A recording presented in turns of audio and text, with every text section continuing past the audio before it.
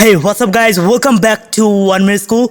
In this video I'm gonna talk about can I get any job on Android rescaling from Fiverr or Upwork. So if you are a basic Android developer, this video is only for you. So guys, you can see on the screen now, here is I've done and work on $235 and you can see the title that I will reskin any app, and you can see here the buyer recommendation was that I will make a tools app. So guys, it was my fully ready made apps. I just make and reskin on that application. So you can also see here that it was a functional applications, and my work was add network integration, and I also provided him the ready source code with 0 revision. So guys, you also see that I have done the work in 1 day and it's really $235 job. So guys, you also can see here that I provided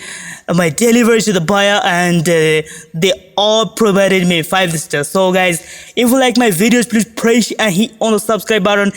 And it's really that you can work as a basic Android developer and you get job on Fiverr or on Upwork, and it's really not a bad piece. So let's see you in the next videos.